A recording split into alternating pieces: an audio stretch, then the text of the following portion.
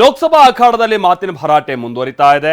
HDK ವಿರುದ್ಧ ನಿನ್ನೆಯಷ್ಟೇ ಕುಟುಕಿದ್ದಂತ DCM DK ಇವತ್ತು ಕೂಡ ಮಾತಿನ ಸಮರವನ್ನ ಮುಂದುವರಿಸಿದ್ದಾರೆ. ಇವತ್ತು ಯಡಿಯೂರಪ್ಪ ಹಾಗೆ ಡಿಕೆ ಶಿವಕುಮಾರ್ ನಡುವೆ ಟಾಕ್ ಫೈಟ್ ನಡೀತಾ ಇದೆ. ಈ ಕುರಿತಾದ ಕಂಪ್ಲೀಟ್ ರಿಪೋರ್ಟ್ ಇಲ್ಲಿದೆ ನೋಡಿ.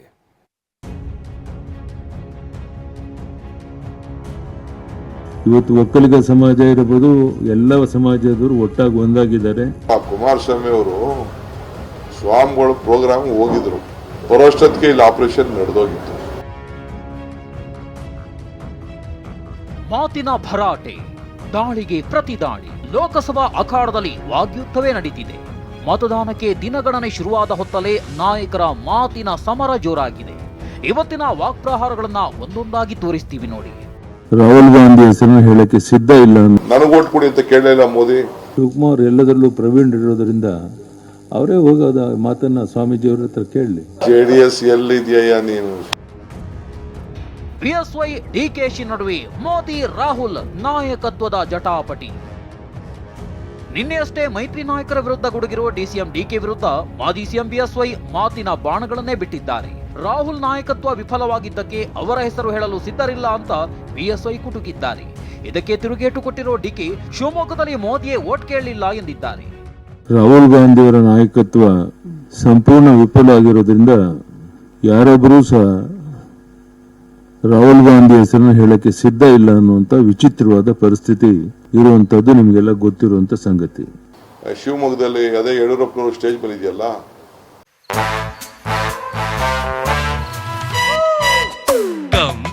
Come my love, please don't say no baby. Come my love. V-Guard ನ air coolers extra large cooling pad ನೊಂದಿಗೆ ಇದು ಎಂತೆಂಥವರನ್ನು ಕೂಲ್ ಆಗಿಸುತ್ತೆ. V-Guard air coolers, long lasting cooling. Raghavendra Yediyurappa vote ಕೊಡಿ ಅಂತ ಕೇಳಿದ್ರು, ಯಾರ ಕ್ಯಾಂಡಿಡೇಟ್ಗಳ ಹೆಸರು ಓಟ್ ಕೊಡಿ ಅಂತ ಕೇಳಿದ್ರು. ನನಗೆ ಓಟ್ ಕೊಡಿ ಅಂತ ಕೇಳಲಿಲ್ಲ Modi. Modi himself doesn't have confidence. Rahul ಗಾಂಧಿಯಿಂದ ಎಚ್ಎಎಲ್ ಬಗ್ಗೆ ಅಪಪ್ರಚಾರ ಎಂದ ಬಿಎಸ್ವೈಗೆ ಡಿಕೆ ತಿರುಗೇಟು. ಇನ್ನು ಬಿಎಸ್ವೈ ಎಚ್ಎಎಲ್ ಆದಾಯದ ಬಗ್ಗೆ ಪ್ರಸ್ತಾಪ ಮಾಡಿದ್ದಾರೆ. ಎಚ್ಎಎಲ್ ಮುಚ್ಚಾರ ಎಂದು ರಾಹುಲ್ ಅಪಪ್ರಚಾರ ಮಾಡಿದ್ರು. ಈಗ ಡಿಕೆ ಶಿವಕುಮಾರ್ ಅವರು ರಾಹುಲ್ ಗಾಂಧಿ ಕ್ಷಮೆ ಕೇಳಿಸ್ತಾರಾ ಎನ್ನುವ ಪ್ರಶ್ನೆ ಮುಂದಿಟ್ಟಿದ್ದಾರೆ. ಈ ಬಗ್ಗೆ ಟಾಂಗ್ ಕೊಟ್ಟ ಡಿಕೆಶಿ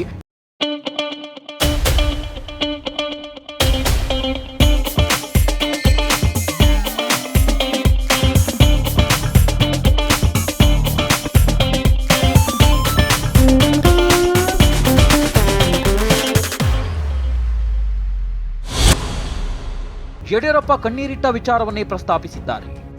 HCL ಮುಚ್ತಾರೆ ಅಂತ ಹೇಳಿ ಅಪಪ್ರಚಾರ ಮಾಡ್ತಾ ಇದ್ದಂತ ರಾಹುಲ್ ಗಾಂಧಿ ಅವರು ಕ್ಷಮೆ ಕೇಳ್ತಾರ, ಅದಕ್ಕೆ ಡಿಕೆಶಿ ಅವರು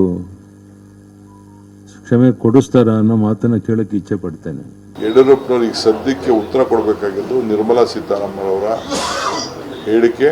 ಆ ವಿಚಾರದಲ್ಲಿ ಯಡಿಯೂರಪ್ಪನವರು ಮತ್ತು ಅವರು ಕಣ್ಣೀರು ಯಾಕೆ ಕಣ್ಣೀರು ಬಂತು ಇಷ್ಟು ಅವರು ಉತ್ತರ ಕೊಡ್ಲಿ, ಆಮೇಲೆ ಮಿಕ್ಕಿದ್ ಮಾತಾಡೋಣ.